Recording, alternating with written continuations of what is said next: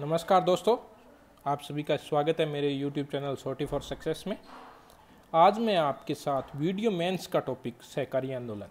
Video mains में कृषि व आर्थिक संसाधन में स्पेशली टॉपिक दिया हुआ है सहकारी आंदोलन। ठीक है, उसके बारे में चर्चा करें। और ये पूर्णतः संभावना है कि सहकारी आंदोलन से एक क्वेश्चन तो पूरा श्योर है बनेगा, तो दो क्वेश्चन भी बन सकते हैं। तो इसके साथ हम चर्चा करते हैं सहकारी आंदोलन। इसमें सहकारी आंदोलन में जो भी सिद्धांत, उद्देश्य, जो भी संगठन, जो भी योजनाएं हैं, वो सारी मैं आपके साथ चर्चा करूंगा और उनका कब गठन हुआ और वो किस लिए चर्चा में, सब के बारे में चर्चा करते हैं। तो सहकारिता का सिद्धांत क्या है? सहकारिता का सिद्धांत है एक सबके लिए, सब एक के लिए। ये सहकारिता का सिद्धांत व नारा है। और इसका उद्देश्य क्या है? इसका उद्देश्य है सामाजिक आर्थिक विकास के साथ सामाजिक उत्थान। सामाजिक आर्थिक विकास के साथ सामाजिक उत्थान, यानी कि जो भी हमारी सोसाइटी का उत्थान करना है वो सहकारिता का सिद्धांत है। मेन उद्देश्य इसका यही है। तो शुरुआत कहाँ से होती है इसकी? तो शुरुआत होती है भारत में सहकारिता आंदोलन की शुरुआत होती है दुर्भिक्ष आयोग। ये दुर्भिक्ष आयोग है, इसके शुरुआत मानी जाती है इससे। ये आयोग की सिफारिश पर भारत में सहकारी साख अधिनियम 1904 में पारित किया गया। सहकारी साख अधिनियम 1904 पारित किया गया। किस आयोग की सिफारिश पर? दुर्भिक्ष आयोग की सिफारिश पर। राजस्थान में सहकारी आंदोलन की शुरुआत। राजस्थान में सहकारी आंदोलन की शुरुआत होती है अजमेर में। कहाँ पे होती है? अजमेर में। और 1904 में होती है। राजस्थान जब सहकारी साख अधिनियम पारित हुआ उसी समय राजस्थान में सहकारी आंदोलन की शुरुआत होती है और 1904 में अजमेर में होती है। ठीक है। और इस सहकारी आंदोलन की शुरुआत का उद्देश्य क्या था? इसका उद्देश्य था कि जो किसानों का साख, यानी किसानों पे ऋण है, कर्जा है, जो भी किसानों को कर्जा उपलब्ध करवाते थे, जो महाजन थे, बिचौलिए थे, उनसे मुक्ति दिलाने के लिए ये राजस्थान में सहकारिता आंदोलन की शुरुआत होती है। तो इसका उद्देश्य क्या है? किसानों को साख सुविधा उपलब्ध करवाना तथा उन्हें महाजनों एवं अन्य बिचौलियों से मुक्ति दिलाते हुए शोषण मुक्त समाज की स्थापना करना इसका उद्देश्य था। ठीक है। तो अब इसमें क्या है? सहकारी आंदोलन में आर्थिक समीक्षा में क्या है, आर्थिक सर्वेक्षण में क्या डिटेल है, वो मैं आपको बताता हूँ पहले। तो आर्थिक सर्वेक्षण 2021-22 के अनुसार राजस्थान में केंद्रीय सहकारी बैंकों की संख्या कितनी है? 29 है। जिला दुग्ध संघ कितने हैं? 23 है। पूरी संभावना है कि इन 4-5 डिटेल में से एक क्वेश्चन बन जाए। जैसे क्वेश्चन बनता है कथन निष्कर्ष का क्वेश्चन बनता है, या कथनों का क्वेश्चन बनता है। जैसे राजस्थान में केंद्रीय सहकारी बैंक की संख्या 29 है, उपभोक्ता थोक भंडार की संख्या 38 है। एक सही, दो सही, या एक दोनों सही या दोनों गलत, इस तरीके से क्वेश्चन बनने की संभावना पूरी है। तो केंद्रीय सहकारी बैंक की संख्या कितनी है? 29। जिला दुग्ध संघ की संख्या कितनी है? 23। उपभोक्ता थोक भंडार की संख्या कितनी है? 38। प्राथमिक भूमि विकास बैंक की संख्या कितनी है? 36। प्राथमिक कृषि साख समिति की संख्या कितनी है? 7094। और अर्बन, यानी कि बाहर के अर्बन कोऑपरेटिव बैंक की संख्या कितनी है? 35। ठीक है। ये आपको डिटेल याद रखनी पड़ेगी, इसको रट लीजिए, कोई दिक्कत नहीं है, इसको रटना ही पड़ेगा और कोई तरीका नहीं है इसका याद करने का। आगे क्या है? आगे जो शुरुआत हुई थी सहकारी आंदोलन की, उसके बाद राजस्थान में क्या हुआ? शुरुआत होने के बाद राजस्थान में सहकारी कृषि बैंक की स्थापना होती है। सर्वप्रथम किसकी स्थापना होती है? सहकारी कृषि बैंक की स्थापना। सहकारी कृषि बैंक की स्थापना कहाँ पर होती है? डिग भरतपुर में होती है, डिग नामक जगह पर। और ये 1904 में ही होती है। ठीक है। उसके बाद राजस्थान में प्रथम सहकारी समिति बनाई जाती है। आप सहकारी समिति के बारे में तो रूबरू होंगे जरूर, क्योंकि आपको आपके गांव में सहकारी बैंक होगा या आपके आसपास में सहकारी बैंक होगा, जहाँ से पे किसान अपना ऋण लेते हैं। किसान क्रेडिट कार्ड योजना शुरू हुई, उसके बाद ऋण लेते हैं, जो भी है वहाँ से गेहूँ मिलता है, तेल मिलता है, जो भी योजनाएं हैं सरकार की, वो उसके सहकारी समिति के द्वारा चालू रहती है। ठीक है। तो राजस्थान की पहली प्रथम सहकारी समिति कौन सी थी? बिनाए अजमेर में स्थापित हुई। कब? अक्टूबर 1905 में। ये आपको याद रखना है, कब स्थापित हुई? अक्टूबर 1905 में। केंद्रीय सहकारी बैंक, प्रथम केंद्रीय सहकारी बैंक कहाँ पर? केंद्रीय सहकारी बैंक अजमेर में स्थापना 1910 के अंदर। ठीक है। केंद्रीय सहकारी बैंक की स्थापना कहाँ पर हुई? अजमेर 1910 में। 1910 में सहकारी कृषि बैंक की स्थापना डिग भरतपुर 1904। प्रथम सहकारी समिति बिनाई अजमेर अक्टूबर 1905, केंद्रीय सहकारी बैंक अजमेर 1910। और सर्वप्रथम सहकारिता अधिनियम किस रियासत ने शुरू किया, तो वो भरतपुर रियासत ने शुरू किया 1915 के अंदर। ठीक है, तो अभी ये तो थी आज़ादी के पहले की बातें। ठीक है, सहकारी आंदोलन में आज़ादी से पहले क्या वो हमने चर्चा की है। अब शुरू करते हैं आज़ादी के बाद की बातें। ठीक है, तो आज़ादी के बाद राजस्थान में पहली बार 1953 में, आपको याद रखना है, 1953 में सहकारी समिति विधेयक पारित किया गया। कौन सा विधेयक? सहकारी समिति विधेयक पारित किया गया। ठीक है, यह राजस्थान का प्रथम सहकारिता कानून है। तो आपसे पूछे कि राजस्थान का प्रथम सहकारिता कानून कौन सा है, तो आप बताओगे सहकारी समिति विधेयक 1953। आज़ादी से पहले पूछे, आज़ादी से पहले प्रथम सहकारिता अधिनियम कौन सा है, तो भरतपुर 1915। ठीक है, तो प्रथम सहकारिता कानून कौन सा है? सहकारी समिति विधेयक 1953। ठीक है, बाद में अब वर्तमान में कौन सा अधिनियम लागू है? वर्तमान में अधिनियम लागू है सहकारिता अधिनियम 2001 लागू है। जो कब लागू हुआ? 14 नवंबर 2002। ये आपको याद रखना है, कब लागू हुआ? 14 नवंबर 2002 को। ठीक है, राजस्थान में प्रथम महिला नागरिक सहकारी बैंक, ये आपको याद रखना है, प्रथम महिला नागरिक सहकारी बैंक। ये कब? इसको बोलते हैं राजपूताना महिला नागरिक बैंक की स्थापना, यानी कि इसको प्रथम महिला नागरिक सहकारी बैंक को क्या बोलते हैं? राजपूताना महिला नागरिक बैंक इसका नाम है। और इसकी स्थापना कहाँ पे हुई? जयपुर 1995। ठीक है, कहाँ स्थापना हुई? आपको मैं एक बात बता देता हूँ, याद रखने के तरीके से या कुछ भी, जनजातीय सहकारी समिति को छोड़कर सभी सहकारी समिति का मुख्यालय जयपुर के अंदर है। ये आपको आगे भी बता दूंगा मैं, जब हम संस्थाएं करेंगे तब, परंतु अभी आपको याद करने के तरीके से बता रहा हूँ कि उदयपुर को छोड़कर और सभी का मुख्यालय जयपुर के अंदर है। तो प्रथम महिला नागरिक सहकारी बैंक राजपूताना महिला नागरिक बैंक की स्थापना जयपुर 1995। ठीक है, देश में सहकारी बैंकों में सुधार के लिए, अब आपसे पूछिए भी, देश में सहकारी बैंकों में सुधार के लिए कौन सी कमेटी का गठन हुआ, तो वेदनाथन कमेटी का गठन हुआ। ये आपको याद रखना है, कौन सी कमेटी? वेदनाथन कमेटी। और सहकारिता दिवस कब मनाया जाता है? 7 जुलाई को। ये आपको भी याद रखना है अच्छी तरीके से, कब मनाया जाता है? 7 जुलाई को। ठीक है, अब आगे चर्चा करते हैं तो राजस्थान में सहकारी संस्थाएं, वो थी सहकारिता आंदोलन के बारे में पीछे डिटेल, आज़ादी से पहले क्या हुआ, आज़ादी के बाद क्या हुआ और वर्तमान में क्या है। तो अब हम चर्चा करते हैं जो भी सहकारी आंदोलन के बाद जो भी राजस्थान में सहकारी संस्थाएं कार्यरत है उनके बारे में। तो सर्वपहली आती है राजस्थान राज्य सहकारी संघ। इसकी स्थापना कहाँ पे? जयपुर के अंदर। गठन कब हुआ? 21 दिसंबर 1957। ये आपको याद रखना है, 21 दिसंबर 1957 राजस्थान राज्य सहकारी संघ की स्थापना जयपुर के अंदर। गठन 21 दिसंबर 1957। उसके बाद आता है राजस्थान दूसरी समिति मतलब लिमिटेड, राजस्थान राज्य सहकारी क्रय विक्रय संघ, वो था सहकारी संघ, ये राजस्थान राज्य सहकारी क्रय विक्रय संघ लिमिटेड। ठीक है, इसकी स्थापना में 1957 को कहाँ पर? मुख्यालय जयपुर। मैंने आपको बताया था लगभग मुख्यालय पूरे जयपुर के अंदर है। तो स्थापना 1957, मुख्यालय जयपुर के अंदर। और राजफेड के कार्य, इसको बोलते हैं राजफेड के कार्य क्या क्या है? इसके कार्य क्या है, इसके कार्य के बारे में समझते हैं। तो सहकारी समिति के माध्यम से, जो सहकारी समिति होती है उनके माध्यम से किसानों को उन्नत किस्म व कीटनाशक, उन्नत किस्म बीज व कीटनाशक उपलब्ध करवाना है इसकी कार्य। राजफेड का कार्य है सहकारी समितियों के माध्यम से किसानों को उन्नत किस्म के बीज व कीटनाशक उपलब्ध करवाना। ठीक है, और इसके बारे में कौन सा गठन हुआ है, तो कौन सी फैक्ट्री संचालित है, तो जोटवाड़ा जयपुर के अंदर। आपको याद रखना है, जोटवाड़ा जयपुर के अंदर पशु आहार कारखाना है, सहकारी कीटनाशक दवाई फैक्ट्री संचालित है।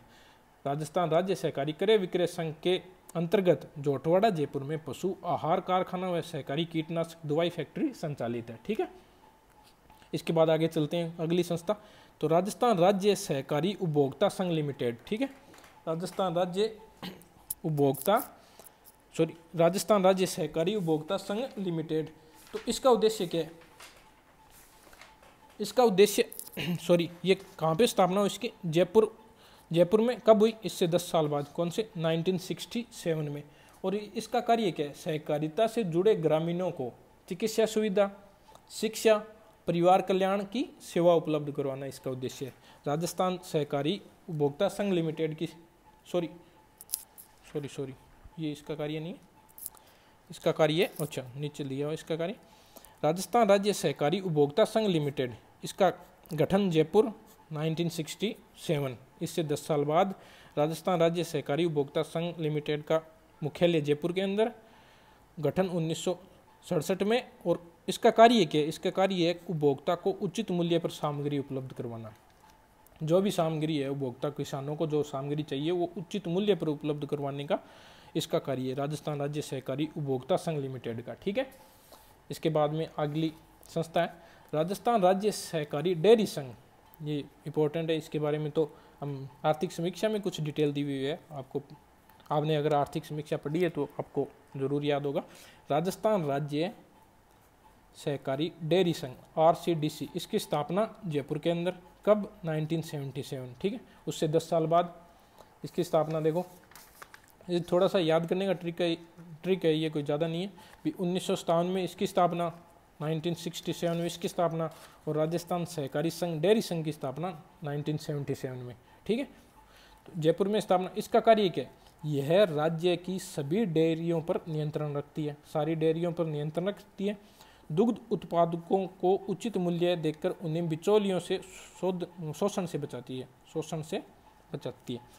मतलब जो भी डेयरी संचालक है उन पर नियंत्रण रखती है, और जो भी दूध उत्पादक है उनको उचित मूल्य देकर जो भी बिचौलिए हैं उनसे शोषण से बचाती है। राजस्थान की प्रथम डेयरी आपको याद रखनी, राजस्थान की प्रथम डेयरी पद्मा डेयरी अजमेर के अंदर। राजस्थान की प्रथम डेयरी कौन सी है? पद्मा डेयरी अजमेर के अंदर। और ये आर्थिक समीक्षा के आंकड़े, आर्थिक समीक्षा के ये क्या? दिसंबर 2021 तक राज्य में कुल दुग्ध सहकारी समिति कितनी है? 16,531। ये आपको याद रखना है, ये आ सकता है, इंपॉर्टेंट है। राजस्थान राज्य में कुल दुग्ध सहकारी समिति कितनी है? 16,531। ठीक है, मुख्यमंत्री दुग्ध उत्पादक संबल योजना, ये भी आपको याद रखना है। ठीक है, कब शुरू हुई? 1 फरवरी 2019 को शुरू हुई। कब शुरू हुई? 1 फरवरी 2019 को। ये क्या करती है? ये दुग्ध उत्पादकों को 2 रुपये प्रति लीटर की दर से अनुदान देती है। ठीक है, जब शुरू हुई मुख्यमंत्री दुग्ध उत्पादन संबल योजना 1 फरवरी 2019 को, तो ये 2 रुपये प्रति लीटर अनुदान देती थी। अब बजट 2022-23 में घोषणा कर दी है, इसको बढ़ाकर कितने रुपये कर दिया है? 5 रुपये प्रति लीटर। ठीक है, कितने रुपए कर दिए? 5 रुपये प्रति लीटर। दुग्ध उत्पादकों को 2 रुपये प्रति लीटर देती थी पहले, अब बजट 2022-23 में बढ़ाकर कितना कर दिए? 5 रुपये प्रति लीटर अनुदान कर दिया। ठीक है, अगली समिति आती है, अगला लिमिटेड है राजस्थान राज्य सहकारी कताई एवं बुनाई संघ लिमिटेड। इसकी स्थापना 1993। कहाँ पर? वही जयपुर। राजस्थान राज्य सहकारी कताई एवं बुनाई संघ लिमिटेड की स्थापना 1993 जयपुर के अंदर। और इसके कार्य है कपास की खरीद करना और राज्य की सहकारी कताई मिलों का संचालन करना। जैसे कपास की खरीद कौन करता है? तो राजस्थान राज्य सहकारी कताई एवं बुनाई संघ लिमिटेड करता है। इसकी स्थापना 1993 जयपुर। और इसके कार्य कपास की खरीद करना और राज्य की सहकारी कताई मिलों का संचालन। अब राज्य की सहकारी कताई मिल कौन कौन सी है तो वो देखते हैं। तो राजस्थान की राज्य सहकारी कताई मिल, पहली गुलाबपुरा सहकारी मिल भीलवाड़ा के अंदर, दूसरी गंगापुर सहकारी मिल भीलवाड़ा के अंदर, ये दोनों भीलवाड़ा में, गुलाबपुरा और गंगापुर। तीसरी श्री गंगानगर सहकारी मिल, ये हनुमानगढ़ में। ये आपको थोड़ा सा याद करने के बारे में, गैस से शुरू हो रहा है। गुलाबपुरा गंगापुर और गंगानगर, तीनों गैस से है। तो गुलाबपुरा कहाँ? भीलवाड़ा। गंगापुर कहाँ? भीलवाड़ा। गंगानगर कहाँ? हनुमानगढ़ के अंदर। ठीक है, अगली आती है राजस्थान राज्य सहकारी शिक्षा एवं प्रबंधन संस्थान। राजस्थान राज्य सहकारी शिक्षा एवं प्रबंधन संस्थान, ये राइसम। इसकी स्थापना 1994 जयपुर के अंदर। कार्य क्या है? सहकारिता से जुड़े कर्मचारियों को और अधिकारियों को प्रशिक्षण। जो भी सहकारिता के अंदर जो भी कर्मचारी व अधिकारी है उनको कार्य करने का प्रशिक्षण कौन देता है? राजस्थान राज्य सहकारी शिक्षा एवं प्रबंधन संस्थान राइसम देता है, जिसकी स्थापना 1994 के अंदर और जयपुर के अंदर की गई थी। ठीक है, अगली आती है सहकारी कल्याण व सेवा फोरम कोपसेक। ठीक है, इसकी स्थापना 1995, कहाँ पर? जयपुर के अंदर। और इसके कार्य क्या है?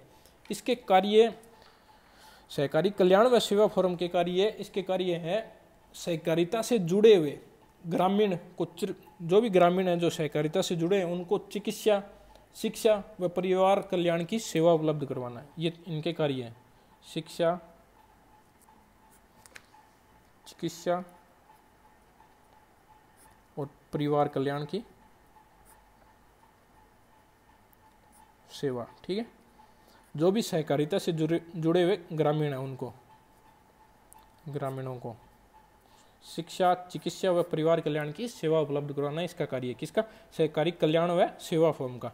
अगला आता है राजस्व संघ। कौन सा? राजस्व संघ। ये राजस्थान जनजातीय क्षेत्रीय विकास सहकारी संघ, इसकी स्थापना कहाँ की गई? उदयपुर। मैंने बताया था कि और सभी की जयपुर के अंदर है, और सिर्फ जनजातीय क्षेत्रीय विकास सहकारी संघ की स्थापना कहाँ पे है? उदयपुर के अंदर। ये आपको अच्छी तरीके से याद करना। स्थापना कब हुई? 1976 के अंदर। ठीक है, और इसका कार्य क्या है? जनजातीय लोगों को साहूकारों, यानी कि जो भी बिचौलिए हैं, जो भी आड़तीय बोलते हैं उनको, उनसे ऋण शोषण से बचाना। जैसे आड़तियों का ऋण प्रतिशत हम मानते हैं 12%, 24% के करीब होता है, और सहकारी संघ का लगभग 6% ब्याज रेट है। तो उनके ऋण से बचाना, उनके शोषण से बचाना। और जो भी जनजाति है वो क्या उपज करते हैं? उनकी वन उपज होती है, वन से जो भी उपज लेते हैं उनकी वन उपज का उचित मूल्य देना।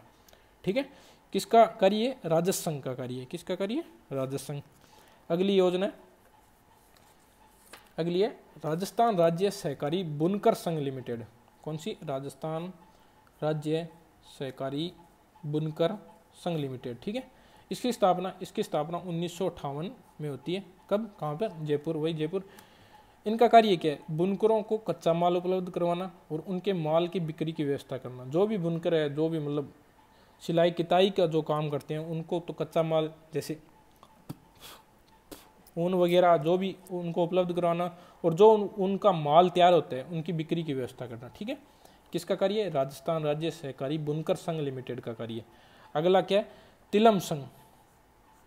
तिलम संघ राजस्थान राज्य तिलहन उत्पादक सहकारी संघ लिमिटेड। इसकी स्थापना 3 जुलाई 1990। इसको याद रखें, तिलहन उत्पादक सहकारी।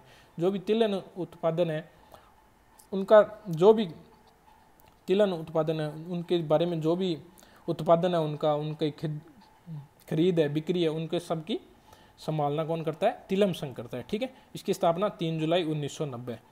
अब आता है एक क्वेश्चन है एक प्रकार से, राजस्थान राज्य सहकारी bank limited Jaipur, apex bank है इसका। राजस्थान राज्य सहकारी बैंक लिमिटेड जयपुर, इसकी स्थापना कब हुई? 14 अक्टूबर 1953। ये आपको अच्छी तरीके से याद रखना इंपॉर्टेंट है। ये 14 अक्टूबर 1953 को हुई थी। और राजस्थान राज्य सहकारी भूमि विकास बैंक की स्थापना 26 मार्च 1957। ये भी इंपॉर्टेंट है। ये तीनों चीज़ याद रखनी है आपको।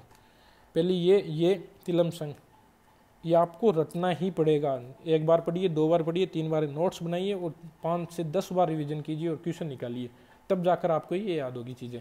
ठीक है, अगला ये सहकारी संस्थाएं थी। ठीक है, पहले सहकारी आंदोलन के बारे में चर्चा कर ली, उसके बाद आंदोलन के बाद जो भी संस्थाएं हैं उनके बारे में चर्चा कर ली, और अब संस्थाओं के द्वारा जो भी सहकारी योजनाएं शुरू है उनके बारे में चर्चा करते हैं। पहली योजना है एक मुश्त समझौता योजना। ये वर्ष 2020 से लेकर 24 तक चलाई गई है। इसके अंतर्गत क्या है? इसके अंतर्गत प्राथमिक भूमि विकास बैंक। कितने प्राथमिक भूमि विकास बैंक? प्राथमिक भूमि विकास बैंकों की संख्या है 36। मैंने आपको पीछे याद करने के लिए बोला था 36 के सभी प्रकार के अवधि पार ऋणों की ब्याज राशि में 50% की राहत दे। जैसे किसी व्यक्ति ने ब्याज ले लिया, सहकारी बैंक से ब्याज ले लिया, और उसकी अवधि से ज़्यादा उसको समय हो गया, तो जो भी ब्याज है उसकी 50% राशि पर उसको राहत मिलेगी। अगर वो एक मुश्त, यानी कि एक साथ, जो भी एक मुश्त का मतलब है जो भी व्यक्ति जिसका ब्याज ज़्यादा, मतलब समय, जिस समय के लिए लिया था ब्याज, जो भी राशि ली थी उससे ज़्यादा समय हो गया। जैसे उसने 5,000 रुपये 1 साल के लिए थे, अब समय हो गया 2 साल, तो उसका जो भी ब्याज है, जैसे 600 रुपये ब्याज है 5,000 रुपये का, एक तरीके से मान लेते हैं हम, 2 साल का जैसे 12,000 रुपये हो गया। तो अगर वो एक साथ 6,000 रुपये जमा कराता है तो उसको 6,000 रुपये की छूट मिलती है। ये 50% की राशि की राहत दी जाती है। अगला क्या है, ज्ञान सागर क्रेडिट, ज्ञान का मतलब पढ़ाई लिखाई, ज्ञान सागर क्रेडिट कार्ड योजना। इसमें क्या है, जो भी राज्य में ग्रामीण व शहरी छात्र छात्र है व्यावसायिक व तकनीकी पाठ्यक्रमों में, जैसे टेक्नोलॉजी में या व्यावसायिक MBA वगैरह में जो भी तकनीकी पाठ्यक्रमों में प्रवेश लेने पर छात्र व अभिभावकों को वित्तीय सहायता उपलब्ध करवाई जाती है। और उसके उद्देश्य से ये योजना प्रारंभ की गई। भारत में शिक्षा प्राप्त करने पर 6 लाख रुपए तक का ऋण और विदेश में प्राप्त करने पर 10 लाख रुपए तक राशि निर्धारित है। ठीक है, ये ज्ञान सागर क्रेडिट कार्ड योजना है। अगला क्या है, स्वरोजगार क्रेडिट कार्ड योजना। इसके अंतर्गत क्या है, जो भी गैर कृषि यानी कि किसान खेती के अलावा जो भी गतिविधि है उसके लिए 50,000 रुपये तक का ऋण 5 साल की अवधि तक दिया जाता है। किसके द्वारा, स्वरोजगार, अपना रोजगार स्टार्ट करने के लिए, स्वरोजगार यानी कि खुद का रोजगार स्टार्ट करने के लिए क्रेडिट कार्ड योजना है। इसके अंतर्गत जो भी कृषि के अलावा जो भी गतिविधि है उसका 50,000 रुपये तक का ऋण दिया जाता है 5 साल की अवधि के लिए। ठीक है, ये स्वरोजगार क्रेडिट कार्ड योजना थी। अगली कौन सी है, सहकार स्वरोजगार योजना। कौन सी है, सहकार स्वरोजगार योजना। इसके अंतर्गत क्या है, कृषि, अकृषि व सेवा क्षेत्र। ठीक है, कृषि, अकृषि एवं सेवा क्षेत्र में स्वरोजगार के अवसर उपलब्ध कराने पर 2 लाख रुपए का ऋण इसके अंदर ये। अगला क्या है, जन मंगल आवास ऋण योजना। इसके अंदर क्या है, 50,000 की अधिक आबादी वाले शहर है, जो भी शहर है जिसकी आबादी कितनी है, 50,000 से ज़्यादा है, शहरों में कस्बों में मकान खरीदने, जैसे कोई भी शहर है उसकी आबादी 65,000 है। ठीक है, तो उसमें मकान खरीदने या बनाने के लिए 25,000 से 5 लाख रुपए तक का ऋण उपलब्ध करवाता है। कौन, जन मंगल आवास ऋण योजना। इसके अंतर्गत 25,000 से 5 लाख। आपको इन योजनाओं का समय नहीं पूछेगा अभी कब शुरू हुई, इसमें पूछेगा भी कितने लाख रुपए तक का ऋण, और ये कथन में आएंगे। जैसे सहकारी योजना में 2 लाख रुपए तक का ऋण है, और जनमंगल आवास योजना में 25,000 से 5 लाख, इसमें और दे देगा भी, इसमें 25,000 से 10 लाख कर देगा तो वो गलत हो जाए। इस तरीके से आपको क्वेश्चन पूछेगा। अगला क्या है, कृषक मित्र सहकारी ऋण योजना, यानी कि किसान का मित्र सहकारी ऋण योजना। इसका उद्देश्य क्या है, नकदी फसलों, नकदी फसल कौन सी होती है, वो होती है जिसको, जैसे कोई फसल है, जैसे कपास है, कपास को हमने बोया, निकाला, कपास को चुगा और अपने घर ना लाकर सीधा मार्केट में ले गए और उनको बेच दिया, तो वो कौन सी फसल में आती है, नकदी फसलों को। इसको, इनका उद्देश्य क्या है, कृषक मित्र सहकारी ऋण योजना का उद्देश्य है नकदी फसलों के उत्पादन को बढ़ावा देना, और छोटे बड़े सभी काश्तकार कौन होते हैं, जो कुछ चीज़ बनाते हैं, जैसे काश्तकार, सुथार भी है, काश्तकार है जैसे, तो छोटे बड़े सभी काश्तकारों को सहकारी दायरे में लाना कृषक मित्र सहकारी ऋण योजना का उद्देश्य है। ठीक है, अगला कौन सी योजना है, बेबी ब्लैंकेट योजना। इसके अंदर क्या है, जैसे सुनने में लगता है जैसे बेबी ब्लैंकेट योजना, जैसे बच्चे को कोई कपड़ा दे, तो इसका यही है भी आवास निर्माण, मरम्मत एवं रख रखाव हेतु 7 लाख रुपए का ऋण तक दिया जाता है। जैसे बेबी ब्लैंकेट योजना में कितने रुपए तक का ऋण उपलब्ध है, 7 लाख रुपए तक का ऋण उपलब्ध है। ठीक है, अगली योजना कौन सी है, अगली योजना है सहकारी किसान कार्ड योजना। ये तो सबको पता होगा, किसान क्रेडिट कार्ड योजना, KCC के बारे में, तो उसके अंतर्गत ही है सहकारी किसान कार्ड योजना। इसके अंतर्गत क्या है, किसानों को आसानी से सहकारी कर्जे उपलब्ध करवाना। ठीक है, किसानों को आसानी से सहकारी कर्जे उपलब्ध कराना, जैसे पैसे उपलब्ध कराना के उद्देश्य से समूचे देश में सबसे पहले सहकारी क्षेत्र में राजस्थान को सहकारी किसान क्रेडिट योजना शुरू की। सबसे पहले सहकारी किसान कार्ड योजना शुरू करने वाला कौन सा राज्य है, तो राजस्थान है।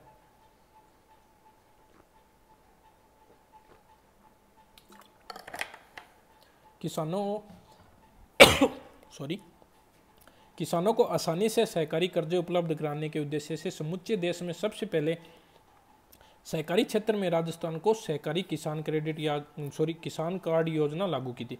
सबसे पहले सहकारी किसान कार्ड योजना किसने लागू की थी, राजस्थान ने, पूरे देश के अंदर। ठीक है, सहकारिता के क्षेत्र में किसान क्रेडिट कार्ड योजना, किसान क्रेडिट कार्ड योजना यानी कि KCC, इसके बारे में तो चर्चा आपने सुना ही होगा। सहकारिता के क्षेत्र में किसान क्रेडिट कार्ड वितरित करने वाला देश का पहला राज्य कौन सा है, राजस्थान। ठीक है, अगली योजना कौन सी है? सहकारी किसान कल्याण योजना। इसके अंतर्गत क्या है? इसके अंतर्गत है केंद्रीय सहकारी बैंकों द्वारा कृषि और संबद्ध कृषि उद्देश्यों का के लिए, और इसके में क्या है, अधिकतम 40 लाख रुपए तक का ऋण दिया जाता है केंद्रीय सहकारी बैंकों। केंद्रीय सहकारी बैंकों की संख्या कितनी है? केंद्रीय सहकारी बैंकों की संख्या है 29 राजस्थान के अंदर। इनके द्वारा कृषि और संबद्ध कृषि के उद्देश्यों के लिए, कृषि मतलब कृषि किसान और उनके कृषि के संबंध में जो भी है कार्य, उसके उद्देश्य के लिए 40 लाख रुपए तक का ऋण दिया जाता है। ठीक है। और अगला क्या है? सहकारी आवास योजना। इसके अंतर्गत क्या है? मकान निर्माण, खरीद व विस्तार के लिए 45 वर्ष तक की अवधि के लिए 20 लाख रुपए का ऋण। कितने साल की अवधि के लिए? 45 साल की अवधि के लिए 20 लाख रुपए तक का ऋण दिया जाता है। ठीक है। अगली योजना है सहकार प्रभा योजना। प्रभा योजना, इसके अंतर्गत क्या है? सहकार प्रभा योजना, इसके अंतर्गत है ऋण स्वीकृति व वितरण में विलंब को समाप्त करना।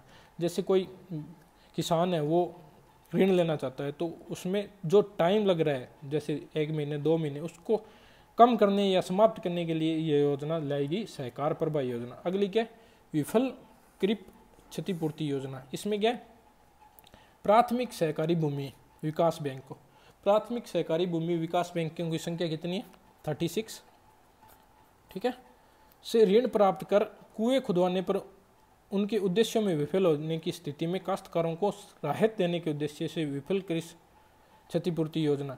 जो भी इस विकास बैंक है, जैसे 36 बैंक है, इन बैंकों से ऋण प्राप्त कर लिया और कुएं खुदवाना है और उसके उद्देश्य में विफल हो गया, तो जो भी काश्तकार है उसको राहत देने के उद्देश्य से विफल कृषि पर क्षतिपूर्ति योजना लागू की गई। ठीक है। तो ये था सहकारी आंदोलन। मैंने आपको थोड़ा जल्दी और पूरी डिटेल में प्रोवाइड करवाया ये सहकारी आंदोलन। और इसके बाद में कुछ और टॉपिक है जो नए हैं, जैसे निर्यात सामग्री। निर्यात सामग्री ये भी नया टॉपिक है वीडियो मेंस के लिए। हमने पहले कभी नहीं पढ़ा निर्यात सामग्री के बारे में, अच्छे तरीके से नहीं पढ़ा। वैसे नॉर्मल आर्थिक समीक्षा में ये डिटेल मिल जाती है, पर निर्यात सामग्री, विभिन्न आर्थिक योजनाएं, विभिन्न योजनाएं तो पढ़ी है, आर्थिक योजनाएं कौन कौन सी है इसके बारे में पूरी डिटेल से हमें नहीं पता। और विकास संस्थाएं,